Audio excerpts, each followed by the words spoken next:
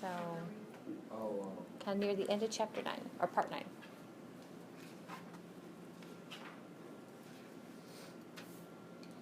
So, this idea of Le Chatelier, and I don't know if I pronounced that right, but I call it Le Chatelier's principle, is actually, the last unit in this class is acids and bases, and unless you understand Le Chatelier's principle, acids and bases don't make as much sense as they really should make, okay? So, Chatelier's principle, you're getting introduction now, and then we'll talk about it more in, I think it's unit 3. Actually have an experiment with stressing systems. But Le Chatelier's principle deals with things that are in equilibrium. And I'm going to actually show you 3 different equilibrium coming up. And the equilibrium we're going to apply Le Chatelier's principle to is the one where, remember when you dissolve something and you kind of have a sludge at the bottom? Basically it's in dynamic. Some of that sludge is redissolving and some of that sludge is precipitating. Okay, that's the equilibrium that we're going to apply it to. Because we've been talking about solubility, and we just need to continue talking about solubility. All right. So the thing about something in equilibrium, you can apply a stress, and it goes out of equilibrium. Okay. So first off, a chemical equilibrium. We'll be talking more about this sort of progression chart later, but along the y-axis is concentration. Along the x-axis is kind of like time, okay? So basically, if we have I2 and H2 reacting to go to form 2HI, this is kind of what it would look like. Just to cut, this is time 0 right here, okay? And then this is time continuing. Basically, you have remember the brackets mean molar concentration. You have a bunch of H2 and I2, and you have no product. Given a certain amount of time, some of those reactants are going to go form products, and of course the product is going to form. But notice at some time, I don't know, somewhere around in there, basically it levels out. Okay, not to say you don't have H2 and I2 combining to form HI, and HI breaking apart to form H2 and I2. You do, but it's a net wash. The rate in the forward direction is equal to the rate in the reverse direction. So that's equilibrium. That's a chemical equilibrium. This is like a physical equilibrium. I think we talked about this where you can have, this is an unsaturated dome of air above this liquid down here. So basically right away all you have is evaporation. Give it a little bit of time, and you still have more evaporation, but you do have some condensation, okay? Given even more time, equilibrium will be established, and we say that the rate of evaporation is equal to the rate of condensation. That third bell jar over there, air is saturated with that vapor, okay, at that given temperature. Is there a difference between dynamic equilibrium and just equilibrium? Nope, they're the same, yeah. I like the word dynamic because it means it's not static, okay? It's like ever-changing. It's moving, yeah. Yep, they're swapping out. Mm-hmm. Yep, so the gray particles you see there in their vapor phase actually are going to fall back down, and more liquid's going to go back up. It's not the same molecules. Yep, I think that's neat. And then one last equilibrium is this one. Again, it's a physical equilibrium. This is dissolving a solid solute in water or some sort of liquid. So in this case, basically that liquid water above there has no solute in it. So all you have is dissolving. At some point in time, you have some precipitation, but still more dissolving. Given enough time, equilibrium is going to be established. Okay, notice the dissolving is equal to the precipitating. Okay. So those are 3 equilibria, I guess you say. Is that an automatic process? So like if you put sugar in a pitcher and never stirred it, would it eventually all dissolve and become part of it? Or if there was more mass than could be dissolved in your liquid, then you'd have sludge down at the bottom. But eventually it would reach an equilibrium. If it it's eventually, if you knew that you were going to oversaturate it, establish a saturation amount in there. If it was undersaturated, all your sugar would go away. Yep, yep.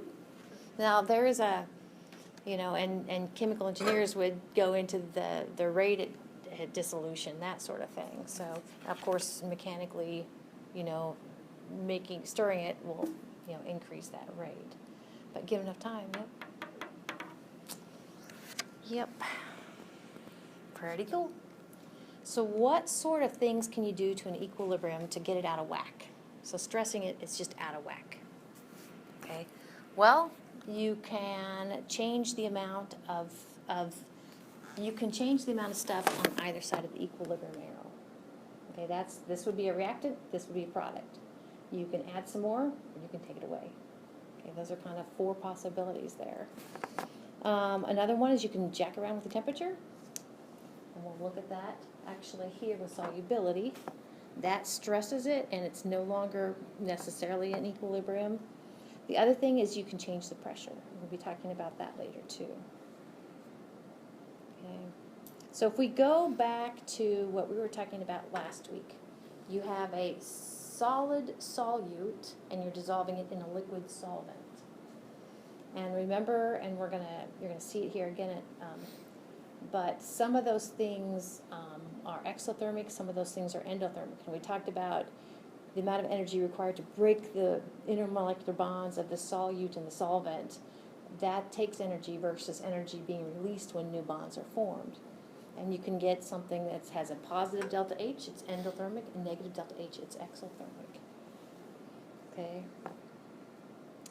So let's start with endothermic. And actually,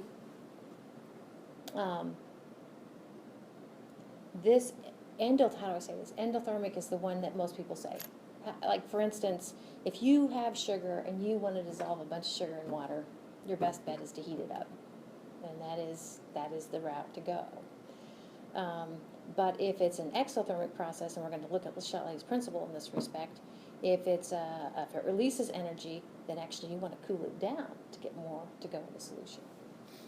Okay, so if it is endothermic, our heat of solution, that's what that is, delta H, heat of solution is positive. And in that case, we can put, if it's endo, we'll put heat on the left side, the reactant side. The cool thing about equilibria is it's like, dude, and we'll be doing some of this, you can basically take the whole thing and swing it around the reaction equilibria sign. And it's like the same diff. But we still read it from left to right, so we'll call this the reactants over here on the left, and we'll call the solution the products. So that's an endothermic dissolving process. So if we add heat, now here's where Le Chatelier's principle comes in. And you can think of it a couple of ways, and I think this slide says if you add heat, okay, Le Chatelier says if you add heat, so we're increasing this over here, then basically you have too much reactant. And some of this has to be used up. This is Le Chatelier's principle, and it's going to go that way because you added it. Okay. I kind of think of it as it just, well, yeah, it just gets pushed. I guess I kind of think of it as pushing instead of pulling. I added heat, I'm going to push it that way more. And that's true. Okay, so we can actually, what I would say is temporarily until a new equilibrium is established, because a new one will be established with a different saturation amount at the hotter temperature. Okay, but what I probably would do is kind of think of taking these pairs of arrows, and sometimes you'll see, we'll actually do this with chemical equilibrium. We'll make that one longer. Okay, so when I do that, I'm emphasizing that the rate, what we say in the forward direction, is more than the rate in the reverse direction. It's not at equilibrium. Okay. But it will, I love the term, it will establish a new equilibrium. Okay. So in this case, what's going to happen is more product, we say more product is going to be formed. Okay, and here's where you have to focus. What is the product? The product is the dissolved thing. Okay, so basically you get more dissolving.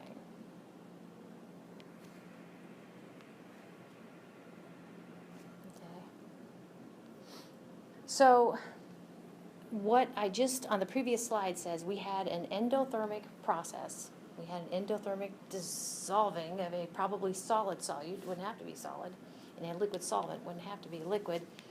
If we increase the temperature, that will increase the amount that's dissolved. So let's go the other way. What if it's an exothermic overall heat of solution? That means it's going to be negative. Your enthalpy change will be negative. And now when we write the chemical, it's not chemical equilibrium, but when we write the equilibrium, then we're going to put heat on the product side. So I really think you'll be fine with the Chateliers if you think of if you increase heat, it's going to drive it to the opposite side of what you increased. Okay? So it's going to increase solid and solvent. What is that? Well, that's the precipitation part of it. So actually, when you add heat here, you're going to have to use up the heat, making more of your individual components.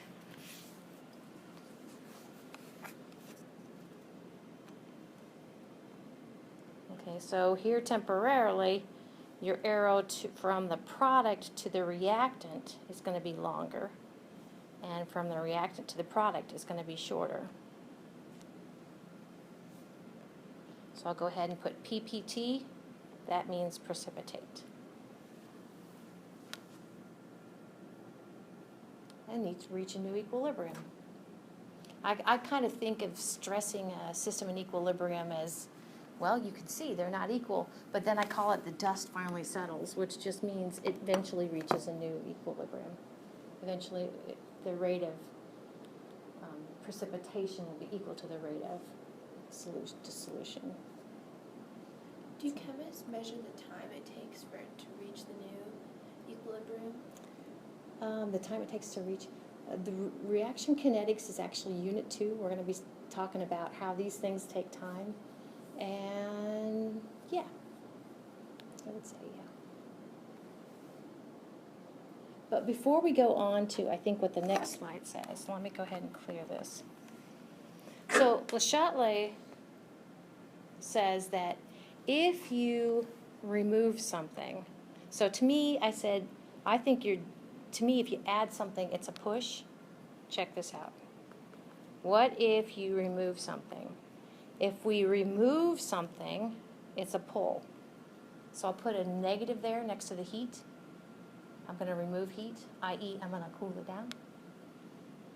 Can you see actually in this case, if I remove heat, I'm going to do pull. Actually, if I cool it down, it's going to favor the solution. So I just think pushing and pulling works for me.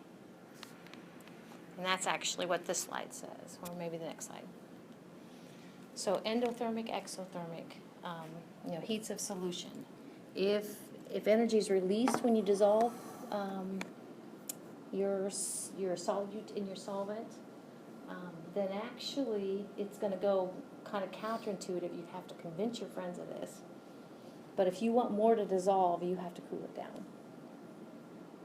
And we could have done a little experiment. Remember on Friday I brought the little test tubes, the ammonium chloride and the calcium chloride. And ammonium chloride got cold and calcium chloride got warm. Okay, so the one that got warm, actually, if we cool it down, more will go into solution. We could experiment with that. So when I put the minus side above the heat, that's actually what this is saying. Lowering the temperature actually has a pulling effect. Chatelier's principle. We'll be talking more about equilibrium. All right, so I don't think you have this slide, but remember I said one of these things is not like the others, and it was the lithium sulfate. Okay, so that would be, now we've kind of come full circle a little bit, where you can see the dissolving process, the enthalpy of solution for lithium sulfate must be exothermic. Because as we heat it up, as you can see along the x-axis, okay, its solubility goes down. All right. So switching gears a little bit, And actually, this is a good segue into Henry's Law. I do think we're going to have time to get to part 10 right quick. But what if you don't have a solid, but if you have a gas you're trying to dissolve in a liquid solvent? What does that look like? Well, usually it's an exothermic process. Oh, I meant to bring, I had a prop for today. Usually it's exothermic, so that means energy is released. So that means as you warm it up, basically you're going to favor the gas coming out of solution. Okay? And that's the truth.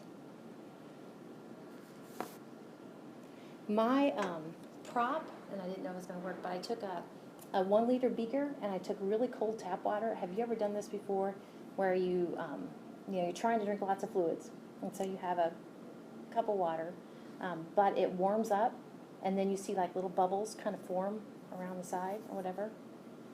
Okay, and I always think of fishing too. I was thinking, how does that look for fish? Okay, so little fishies like the nice cold water. When the water gets too warm, it doesn't hold as much oxygen. The solubility of oxygen is less. When it's cold, the solubility is high.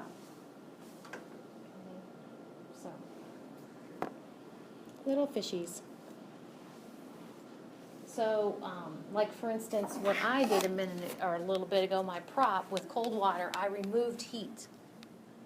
I lowered the temperature and the solubility of the gas.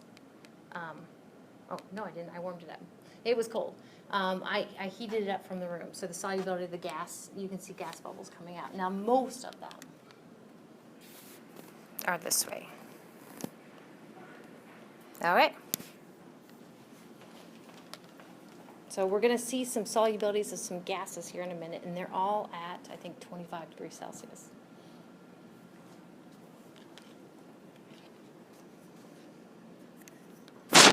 All right, so here we go.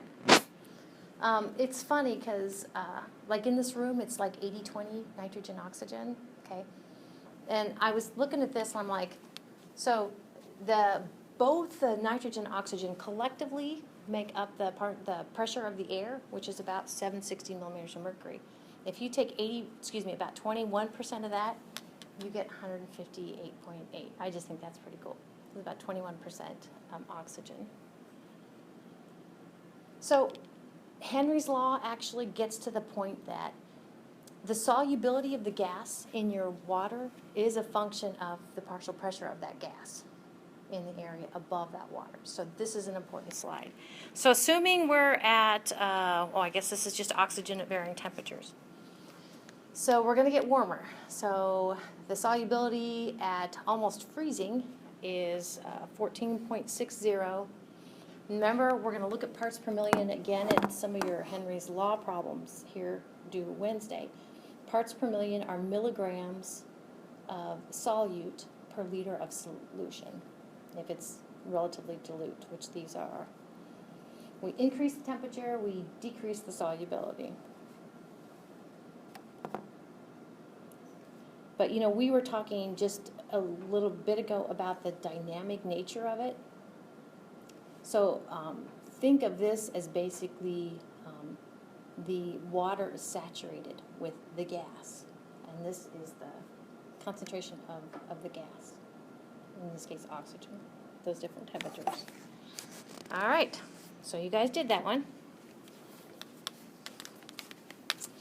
Now we're ready for this one.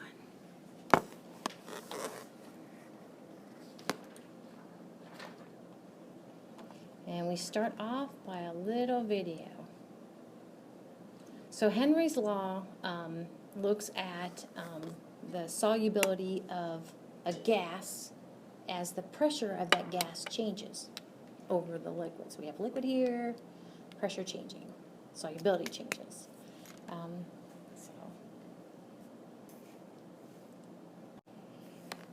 So the thing about your pop going flat, we'll get to it. To me, I'll draw a little picture here. Henry's Law is all about,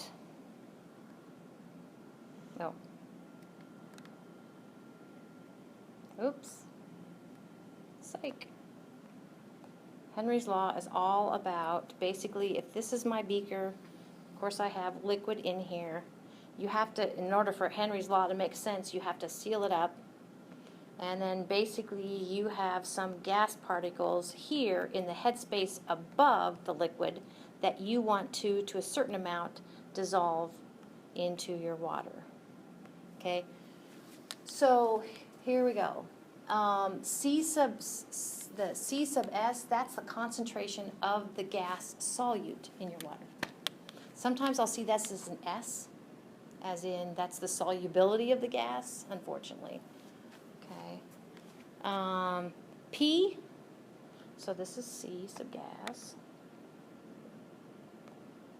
P sub gas, this is what they're talking about right up there. That's the headspace. That's the pressure up there. That's right above the liquid surface. You're going to be tempted to do problems without coming up with a Henry's law constant. Don't. Okay, Henry's law constant is the lowercase k subscript h. So Henry's law constant, I'll show you how you can figure it. Sometimes if you're given enough information in your problem, you can come up with your own Henry's law constant. Otherwise, you can look it up on a table. Okay. So the thing about it is, if we go with units, for instance, of how concentrated is the gas in your solution, if we go moles of gas per liter of solution, notice we have a couple of choices with regard to the partial pressure of the gas above the liquid in the headspace above the liquid. Whatever units you come up with for these, that actually sets the units for your Henry's law constant. So if it's millimeters of mercury, your Henry's law constant is going to be moles per liter per millimeter of mercury.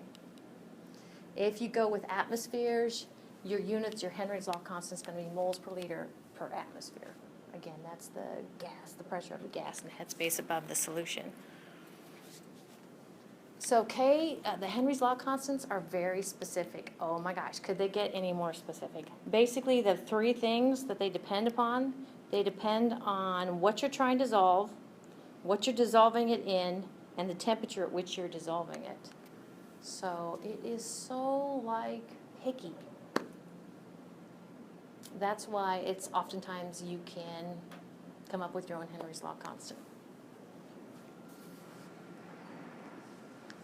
So these are some constants at 25 degrees Celsius in water.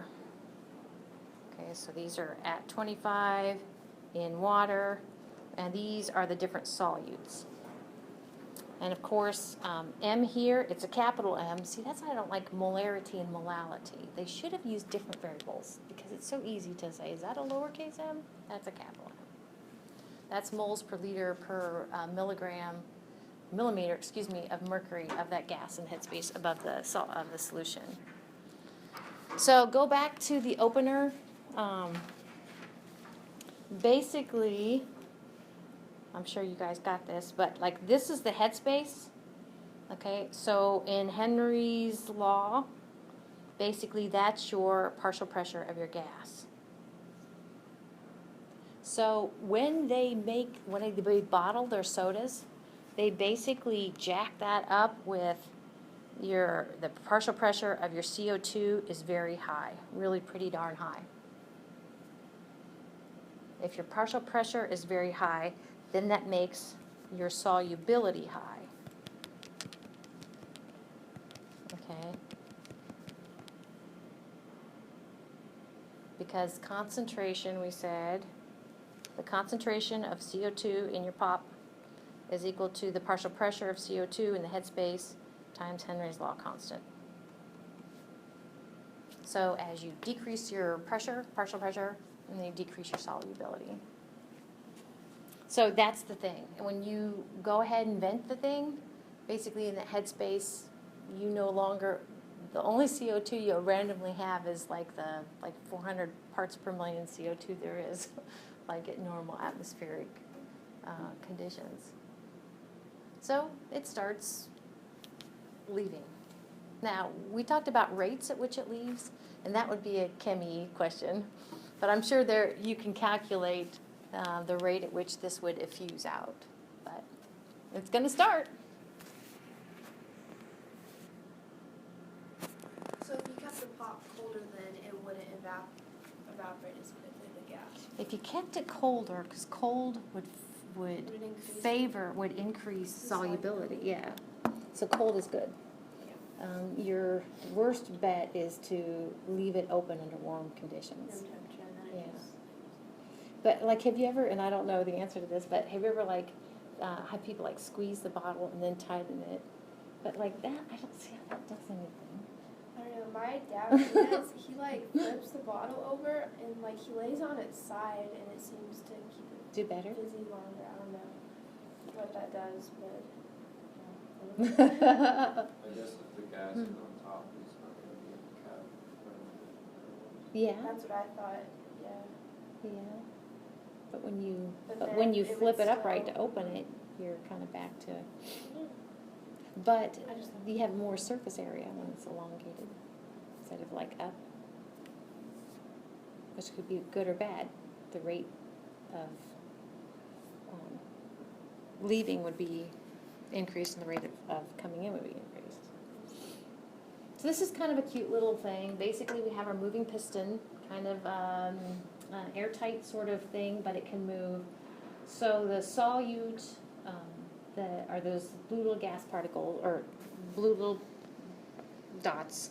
And as we go ahead and increase the pressure of the gas, notice that the blue color is supposed to be, if we had a colorimeter or spectrophotometer, we could pick out the increase in concentration of the gas. So we increase pressure, we increase C. Concentration, which sometimes is an S.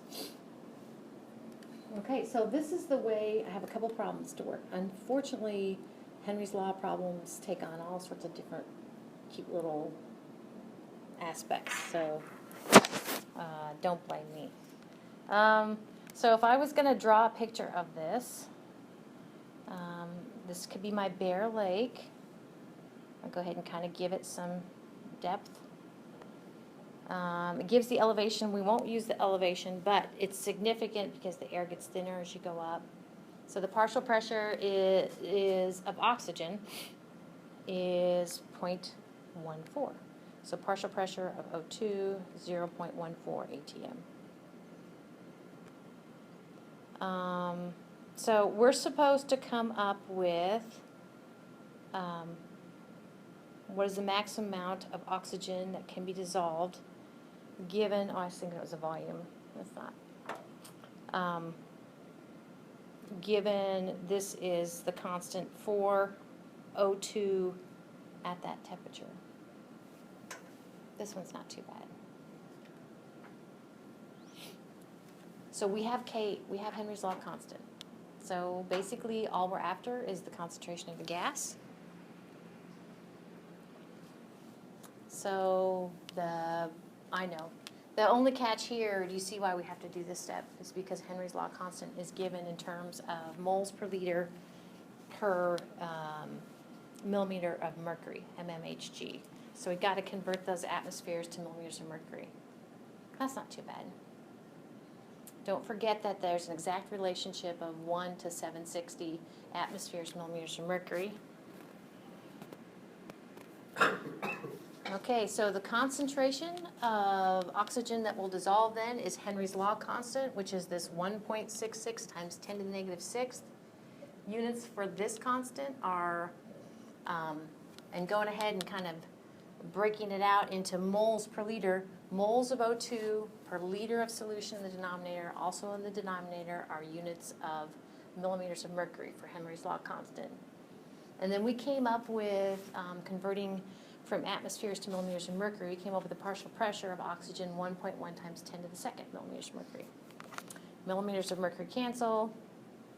Okay, and we're left with moles of O2 per liter of solution. The question must have asked, was it concentration parts per million? Yeah. Okay, thanks. So I told you this was coming. Remember, if you need to go to parts per million and it's a dilute aqueous solution, good chance you're going for milligrams per liter. ppm is approximately equal to milligrams per liter of solution for dilute aqueous. So then basically we got to convert from moles to milligrams, which we can do that.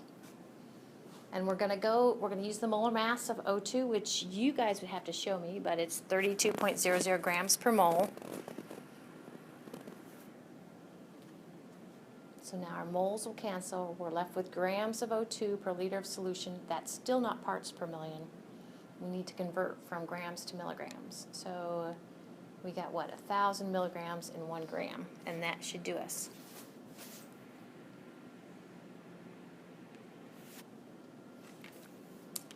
So it's all about units, people.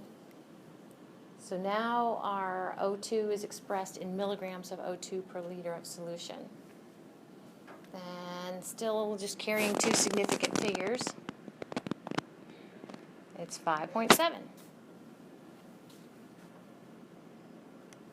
So that's a little trick we're picking up in this unit for Chem 2. Parts per million is milligrams per liter for dilute aqueous solutions. Not too bad.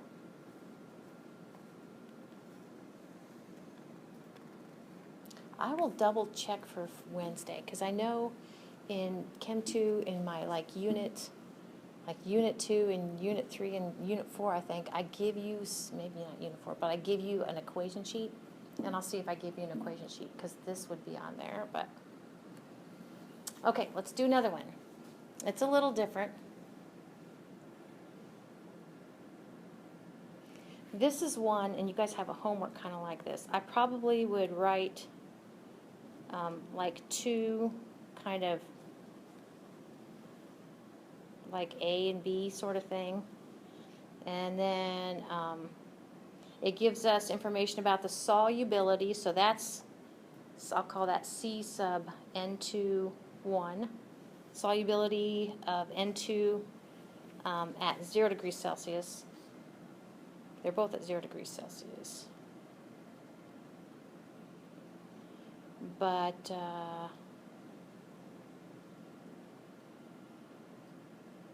that's when the pressure is this. And then here we have, you're supposed to come up with is the solubility at the new pressure. So basically for A, we have enough to, what I say, come up with a value for Henry's constant.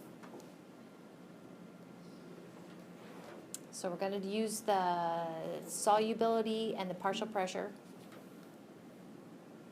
And then we're going to go ahead and use that K sub H and apply it to the second problem.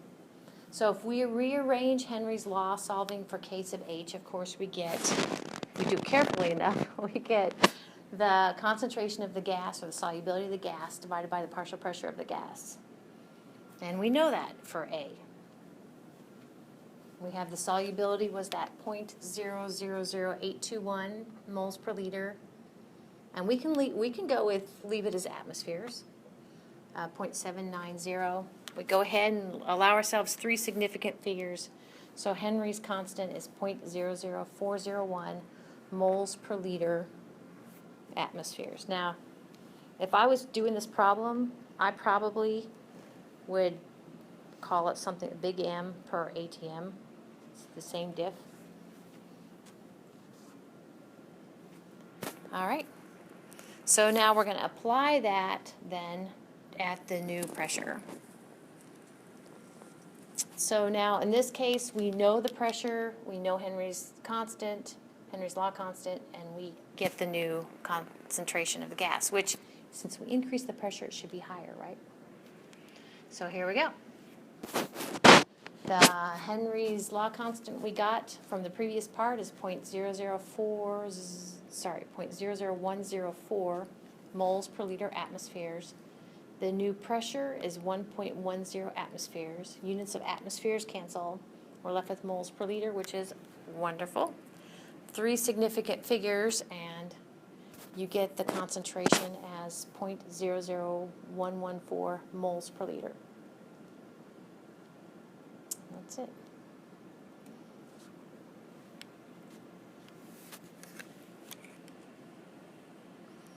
All sorts of possibilities.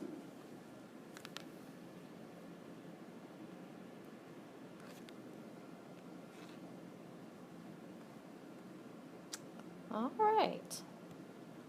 Take a look at the assignment. Let's do on Wednesday.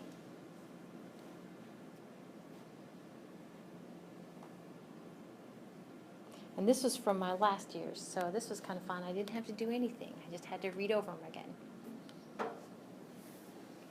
Okay, so here we have, again, it's the famous beaker that's airtight, even with a watch glass, right? So we have a partial pressure here of 1.00 atmospheres for oxygen. Notice that the solubility is given. All right, oops, go back.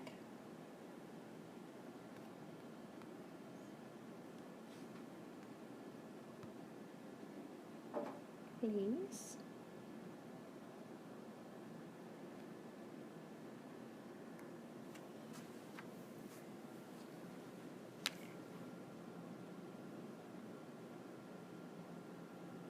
Oh yeah. Now I remember, the solubility was given in terms, it's kind of weird, you're like, really? So it said 28.31 milliliters of O2 would dissolve in a liter. So we really need to go ahead and get away from volume and into something we can sink our teeth into, like moles. So we can convert those milliliters into moles using the ideal gas law equation. Okay. And then that will give you moles per liter.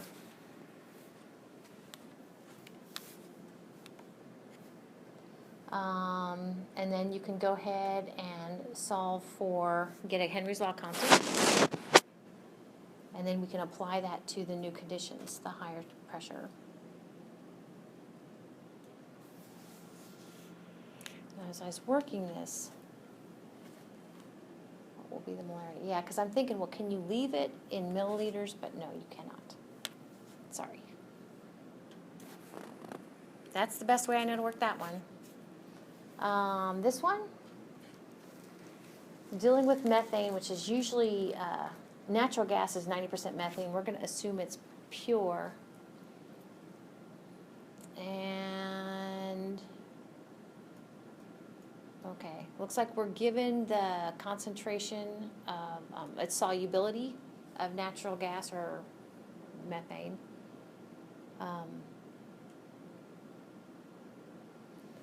The sample, now if we change it from 1 atmosphere to 20 atmospheres, it's very similar to the other way we worked it before. I would use this to calculate the Henry's law constant.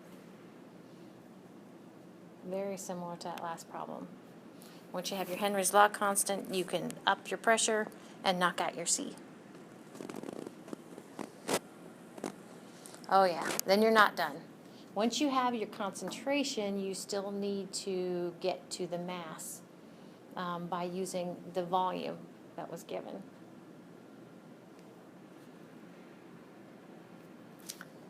Last but not least, so we have 2 different temperatures, 2 different solubilities, not so surprising. This one says that when you heat from 0 to 25 degrees Celsius, it's less soluble, and the volume of O2 you get is 515 milliliters. You can use that volume at each concentration, or at each temperature, I should say. You can use that volume at each temperature, the 0 and the 25, to get moles of O2 that was expelled. And then you can take that volume and backtrack it. Sorry, after you get moles. After you get moles, you can backtrack it to volume using the ideal gas law. Because I want to say use volume.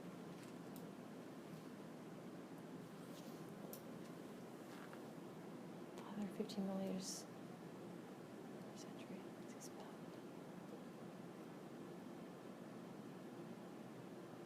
Oh. No, your 515 milliliters is it's not the volume of O2, sorry, it's the volume that you have there.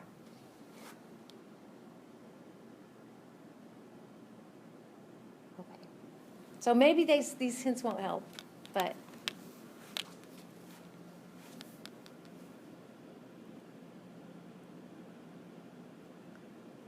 use volume, each concentration. Oh yeah, no, I was right. I take it back. So use the volume and these concentrations. Final answer. So I thought it was 550 mils of O2 expelled, but 515 milliliters of liquid, 515 milliliters of solution. Use that volume, this molarity, to get to, that should be pretty easy, to get to moles. I'm feeling much better about that. And then you can compare the fewer moles you have over here and then convert that to a volume. That's better. Okay, that's it. We're not going on into the next part.